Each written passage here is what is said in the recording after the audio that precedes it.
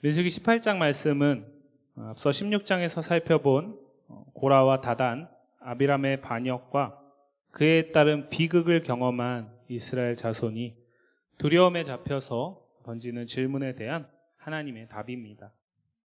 그 반역 이후에 하나님은 심판을 통해서 그 반역의 주동자들을 포함한 5,000명에 조금 미치지 못하는 사람들을 죽게 하시고, 그리고 지난주에 살펴봤던 17장 말씀에서는 지파별로 지팡이를 가지고 나오라고 하시고 그 가운데 아론의 지팡이에만 싹이 나게 하시는 능력을 보이셔서 반역에 대한 징표로 삼으셨습니다. 이 징표는 이스라엘의 원망과 반역을 그치게 하기 위한 하나님의 사랑의 징표로서 그들을 죽게 하기 위한 것이 아니라 그들을 살게 하기 위한 것이라고 17장 10절은 말하고 있습니다. 그러나 이 징표를 본 이스라엘은 정반대의 반응을 보이는데요. 민수기 17장 12절과 13절 말씀을 보시면요, 우리가 죽게 되었다, 망하게 되었다, 다 죽게 되었고 다 망하게 되었다라고 계속해서 울부짖고 있습니다. 하나님은 이스라엘을 살리시기 위해서, 그들을 살리시기 위해서 징표를 보이셨는데, 그 징표 앞에, 그 거룩하신 하나님 앞에 이스라엘 자손은 이제 우리가 망했다, 죽게 되었다라고 말하고 어떻게 하면 죽지 않을 수 있는지에 대한 질문을 던지고 있습니다. 이 하나님은 오늘 18장 1절 말씀에서 모세가 아니라 특별히 아론에게 말씀하시는데요. 우리 1절 말씀 같이 한번 읽어보겠습니다. 시작. 여호와께서 아론에게 이르시되 너와 내 아들들과 내 조상의 가문은 성소에 대한 죄를 함께 담당할 것이요 너와 내 아들들은 너희의 제사장 직분에 대한 죄를 함께 담당할 것이니라. 하나님은 반역자들에게 진노를 쏟으시고 그 과정 속에서 거룩하신 하나님의 영광이 훼손되어 버렸기 때문에 이제 다시 그 성소를 지키기 위해서 택하신 아론을 비롯한 제사장 가문에게 먼저 말씀을 하시는데요, 죄에 대한 문제를 함께 담당하라고 말씀하십니다. 이것은 이스라엘 백성 가운데 이 대제사장과 제사장 가문이 이스라엘 온 백성의 죄로 인해서 성소에 임재하시는 하나님으로 인해 망하지 않도록 하기 위한 역할을 제사장에게 주셨기 때문에 그것을 다시 재확인하는 것이지 새로운 것이 아닙니다. 나아가서 제사장 직분에 대한 죄 역시 그들의 책임에 있다라고 말을 하고 있죠. 우리가 레위기 말씀을 함께 살피면서 1년에 한 번 대제사장이 지성소에 들어갈 수 있는 날이 1년에 딱 한 번 있는데, 그날에 대제사장조차도 동일하게 연약한 사람이기 때문에 그 모든 죄까지도 다 대속하고 거룩하게 된 다음에 들어갈 수 있다라는 부분을 살펴봤는데요. 그것을 이야기하는 것입니다. 그러니까 제사장과 대제사장을 중심으로 한 제사장의 가문은, 이 아론의 가문은 다른 일을 위해서 부름받은 것이 아니라 성소에서 임재하시는 하나님의 거룩하심이 죄로 인해서 훼손되지 않도록, 이스라엘 백성들이 쓴 표현으로 바꾸면 죄로 인해서 죽을 수밖에 없는 이들이 성막 가까이 나와서 그 죄 때문에 하나님으로 인해 진노를 당하지 않도록, 망하지 않도록 하기 위해서 하나님이 이스라엘을 지키시고 사랑하시기 때문에 허락하신 직분이다라는 얘기를 먼저 재확인하고 있습니다. 그리고 이 직무를 함께 수행할 자로서 레위 지파, 레위인들을 데려다 함께 있게 하라고 말씀하시는데요. 2절 말씀 보겠습니다. 2절 말씀 같이 읽습니다. 시작. 너는 내 형제 레위 지파 곧 내 조상의 지파를 데려다가 너와 함께 있게 하여 너와 내 아들들이 증거의 장막 앞에 있을 때 그들이 너를 돕게 하라. 우리가 앞서 살펴본 내용들을 좀 상기해 보시면, 뒤돌아 보시면 고라의 반역, 결국에는 아론의 제사장직에 대한 도전이었습니다. 그런데 그것에 대해서 하나님이 표면적으로는 아론의 손을 들어주신 것 같아요.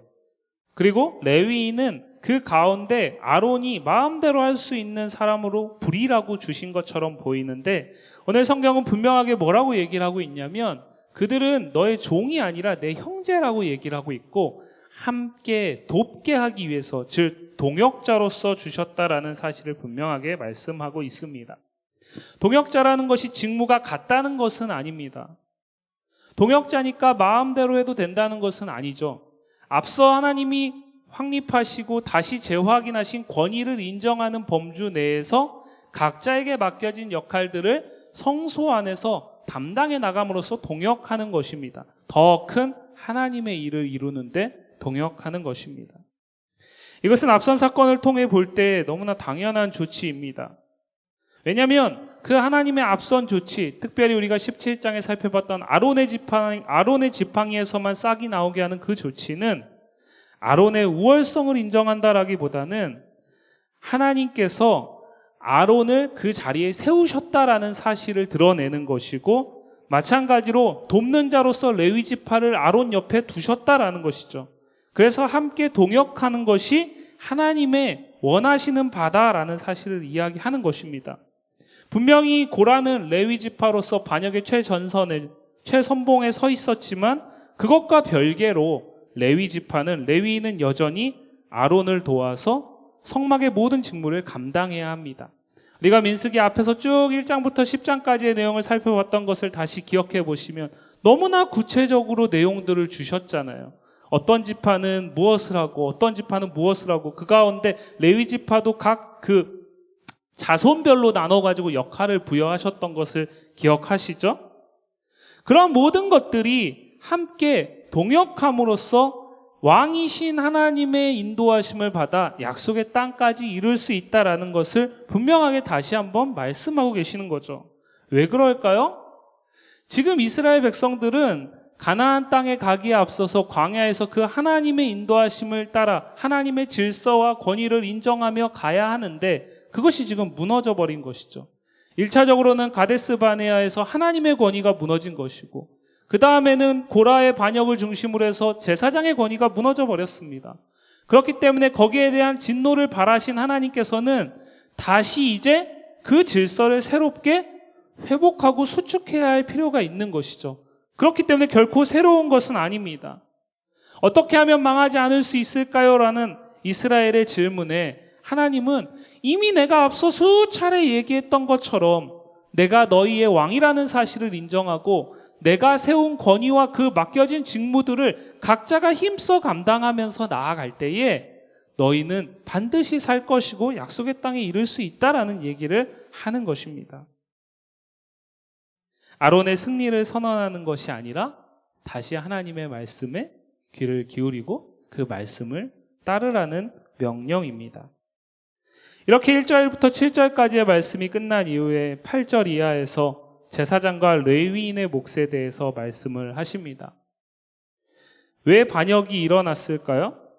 이스라엘 공동체를 이끌어 가시는 하나님의 방법을 인정하지 않았기 때문입니다. 조금 전에도 말씀드렸지만 직무와 역할이 분명히 다릅니다. 그들이 보기에는 더 큰 직무를 맡은 사람이 있고 그렇지 않은 사람이 있을지 모릅니다. 어찌면 한직처럼 보이는 자리에 자기가 있는 것처럼 느껴질 수도 있고요.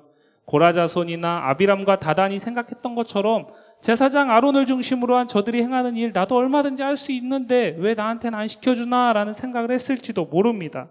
그런데요, 우리가 앞서 살펴본 민수기를 잘 보시면 60여만 명에 가까운 이 출애굽 행렬 가운데 어느 한 사람도 맡겨진 직무가 없는 사람은 없습니다.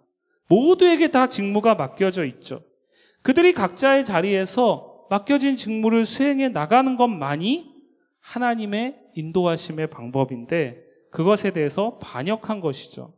그래서 심판을 마치고 다시 재확인하는 것입니다. 진노를 쏟아내고 다시 재확인하는 것입니다. 그렇다면 왜 8절 이하에서 제사장과 레위인의 몫을 이야기를 할까요? 표면적으로 보기에는 이것은 경제적인 부분에 대한 책임을 부여하고 있는 것처럼 보입니다. 틀리지 않습니다. 왜냐하면 이스라엘이 드리는 거제물과 요제물, 첫 소사는 아론을 중심으로 한 제사장의 집에 주어지는 것이라고 말씀하고 하나님은 이것이 영원한 규례이고 영구한 몫의 음식으로 주어지는 것이다라는 것을 8절, 11절, 19절에서 세 번이나 강조하고 계시거든요. 제가 노란색으로 표시해놨는데 영구한 목의 음식이다, 영구한 목의 음식이다, 영구한 목의 음식이다. 그러니까 무엇입니까? 일시적이고 순간적인 것이 아니라 이스라엘 백성 가운데 모든 지파들은 자신들의 것을 통해서 제사장 가문을 먹여야 할 책임이 있다라는 것이죠. 또 나아가서 제사장 가문은 스스로 음식을 취하려고 애쓰지 말고 하나님이 허락하신 지파들이 하나님께 드린 것들을 하나님께서 아론을 중심으로 한 제사장들에게 내려줄 때에 그것을 가지고 조카라는 것입니다. 그리고 이 말씀 가운데 이 단락 안에서 19절 말씀에 보시면 영원한 소금 언약이라는 표현이 나오고 있는데, 이것은 우리가 레위기 2장에서 소재를 살피면서도 잠깐 언급했던 건데요. 저 영원한 소금 언약이라는 것은 변하지 않고 확실한 하나님의 언약을 뜻합니다. 무엇입니까? 이스라엘 다른 지파들이 인정하건 인정하지 않건, 그렇게 하고 싶건 그렇지 않건 상관없이 이들에게 하나님은 영원한 책임을 맡기셨는데, 그것은 무엇이냐면 그들이 드리는 것을 통해서 아론을 중심으로 한 제사장 가문이 먹고 마시고 살게 하겠다라는 얘기를 하는 것입니다. 나아가서 21절에 보시면 레위인 역시도 그들에게 땅이 분배되지 않기 때문에 이들 역시도 이스라엘 자손의 11조를 기업으로 받는다라고 얘기를 하고 있죠. 21절 말씀 보시면 내가 이스라엘의 11조를 레위 자손에게 기업으로 다 주어서 그들이 하는 일, 곧 회막에서 하는 일을 감나니라고 얘기를 하고 있어요. 이스라엘의 11조가 회막에서 제사장과 함께 일하는 레위인의 기업이라고 말씀하시는데, 여기서는 갚는다라는 표현이 나오고 있죠. 이것은 명백하게 그들이 맡겨진 직무를 감당한 것에 대한 대가, 삭스로서 하나님께서 이스라엘 모든 지파의 11조를 레위 자손에게 준다라는 뜻입니다. 자, 그렇기 때문에 다른 이스라엘 지파들이 곡물과 포도 소산을 가지고 하나님께 드리는 것과 같이 레위 지파는 그들의 11조 가운데 11조를 또 하나님 앞에 드려야 하는 것이죠. 왜요? 이것이 보수이기 때문에 그렇습니다. 그래서 하나님께 드린 11조는, 그것은 이 11조의 11조는 또 하나님이 제사장에게 주고 남은 것을 레위인이 보수로 받게 하시는 질서를 이야기를 하는데, 이것은 단순하게 서두에 좀 전에 말씀드렸듯이 경제적인 공동체에 머무는 것이 아니라, 이것이 가능하려면 무엇이 필요할까요? 저들과 우리가, 제사장과 이스라엘 지파가, 제사장과 레위인과 이스라엘 다른 지파가 서로 별개로 존재하는 것이 아니라 우리는 한 몸이다라는 인식이 필요한 것이죠. 너와 내가 서로 다르다라는 인식이 아니라 우리가 같은 운명을 가진 공동체다라는 인식이 있을 때 자기의 것을 하나님의 명령을 따라서 줄 수 있는 것이죠.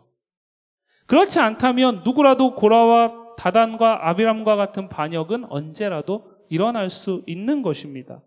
그래서 하나님께서는 이 몫에 대한 부분을 분명하게 다시 재확립하면서 제사장의 운명이 이스라엘 다른 지파에 달려있고 레위인의 운명이 이스라엘 다른 지파의 삶적인 부분에서, 생활적인 부분에서 달려있다면 이 이스라엘 다른 지파의 삶과 죽음의 문제가 바로 대제사장과 레위인에게 달려있다라는 얘기를 하는 것입니다.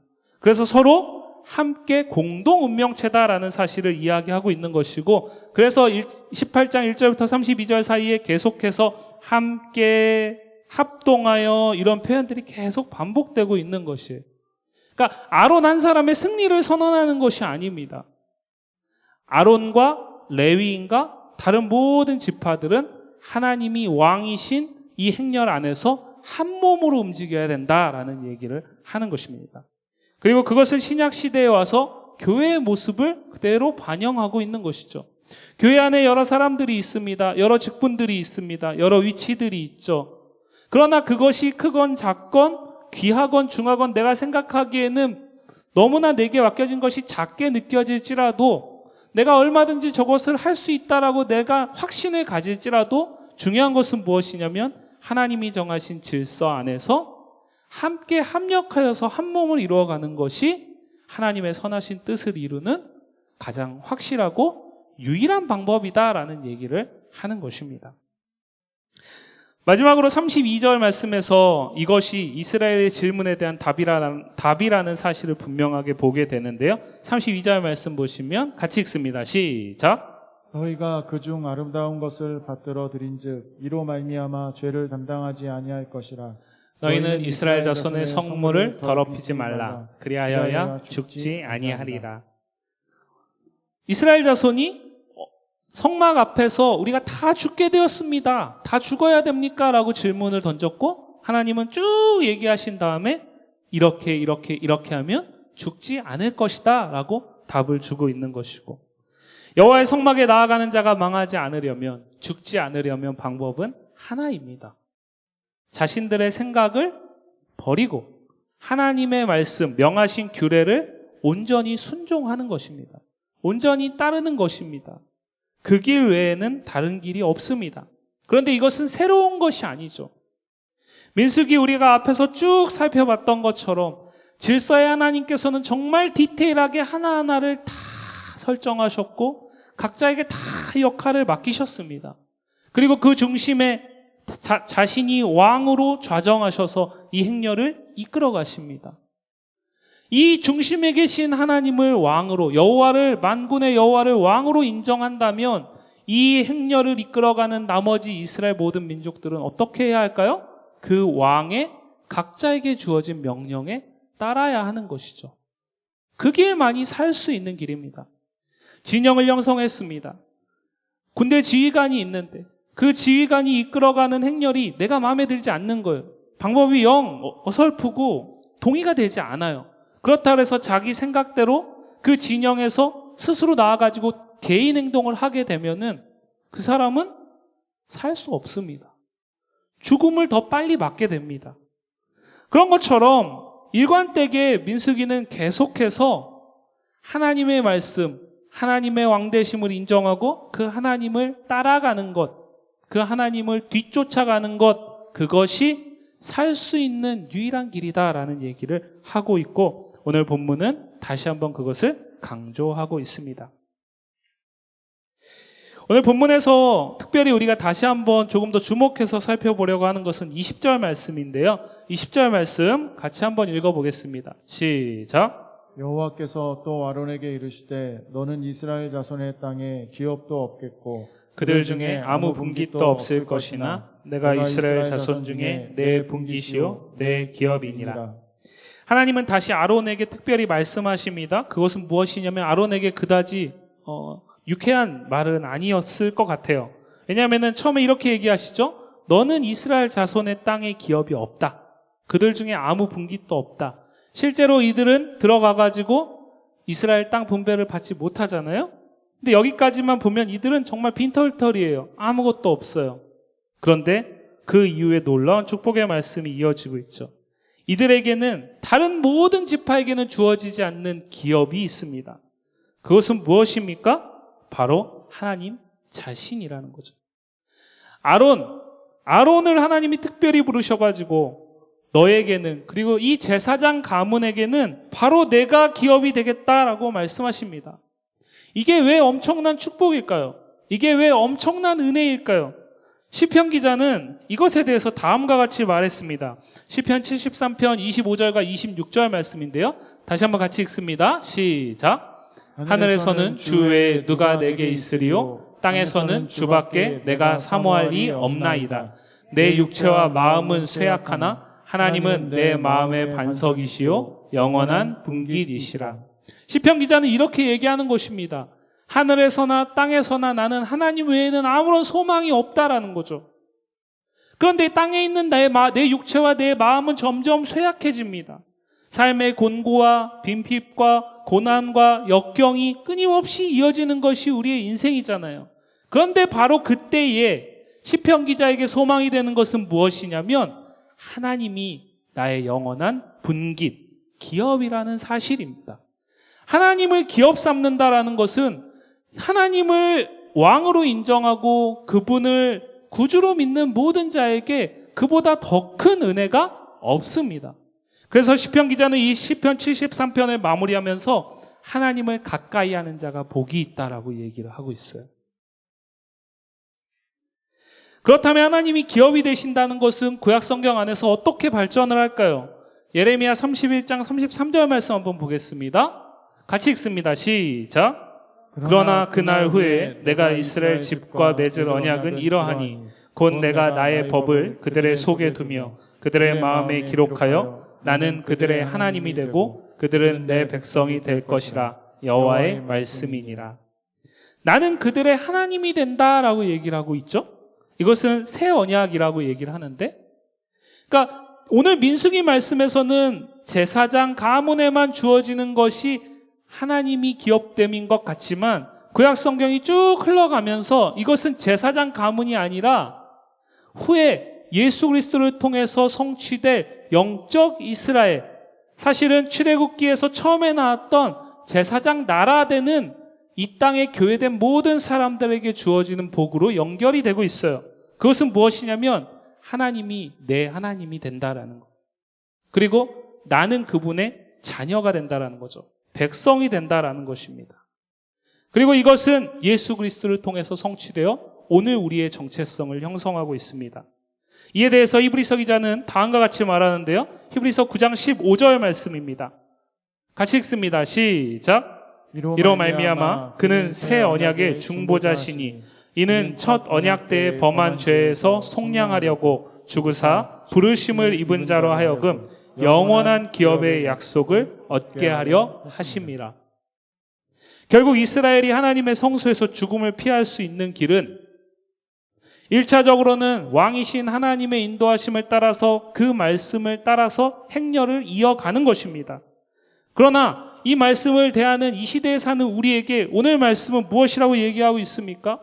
결국 그리스도인으로서 살아가는 우리 삶의 정체성과 그 생명은 어디에 달려있는 것이냐면 내가 언약 백성이다라는 사실을 기억하고 하나님의 신실하심을 따라서 나 또한 신실하게 그 언약을 지키고 붙들고 나아가는 것이다 라고 얘기를 하고 있습니다. 그리고 이것은 일시적인 것이 아니죠. 영원한 기업의 약속이라고 히브리서 기자는 얘기를 하고 있고요. 이것을 위해서 예수 그리스도가 십자가에서 죽으셨다라는 사실을 이야기하고 있습니다. 사랑하는 성도 여러분, 우리의 소망이 바로 여기에 있습니다. 시편 기자의 고백처럼 땅에서도 하늘에서도 오직 하나님만이 우리의 영원한 기업이십니다. 이는 예수 그리스도 그의 십자가의 속량하심의 은혜로 우리에게 주어진 것입니다. 나아가서요, 이는 영원한 것이에요. 결코 쇠하지도 않습니다. 없어지지도 않습니다. 왜요? 우리가 잘 지켜서가 아니라 우리에게 그 기업을 주신 하나님이 당신의 크신 능력으로 보호하시기 때문입니다. 마지막입니다. 베드로전서 1장 3절부터 5절까지 말씀인데요. 같이 읽겠습니다. 시작. 우리 주 예수 그리스도의 아버지 하나님을 찬송하리로다. 그의 많으신 긍휼대로 예수 그리스도를 죽은 자 가운데서 부활하게 하심으로 말미암아 우리를 거듭나게 하사 산 소망이 있게 하시며 썩지 않고 더럽지 않고 쇠하지 아니하는 유업을 있게 하시나니 곧 너희를 위하여 하늘에 간직하신 것이라. 너희는 말세에 나타내기로 예비하신 구원을 얻기 위하여 믿음으로 말미암아 하나님의 능력으로 보호하심을 받았느니라. 하나님은 우리의 영원한 기업이 되십니다. 그리고 그 기업이 되시는 하나님은 우리의 산 소망을 주셔서 그 산 소망을 가지고 오늘을 살게 하십니다. 그리고 그의 말씀을 기꺼이 순종하게 하시고요. 우리에게 예비하신 구원을 하나님의 크신 능력으로 보호하십니다. 오늘 사도 베드로는 하나님의 기업 되신다라는 것을 구원과 연결시키고 있습니다. 하나님이 우리에게 많은 것을 주실 수 있습니다. 땅에서 사는 우리에게 하나님이 정말 우리에게 꼭 필요한 많은 것들을 주실 수 있습니다. 그런데요, 오늘 민수기 말씀에서 이스라엘 지파들이 드린 모든 헌물과 첫 것들, 첫 태생들을 하나님이 기업이라고 말씀하지 않으셨어요. 그것은 너희에게 주어지는 음식이라고 얘기했습니다. 더 중요한 것이 있다라는 것이죠. 그렇기 때문에 우리가 이 땅을 살아가면서 하나님을 기업 삼는다라는 것보다 더 큰 복은 없는 줄 믿으시기를 바랍니다. 확실하고 영원하신 기업 되시는 하나님께 소망을 두는 성도와 교회이기를 주님의 이름으로 간절히 소망합니다.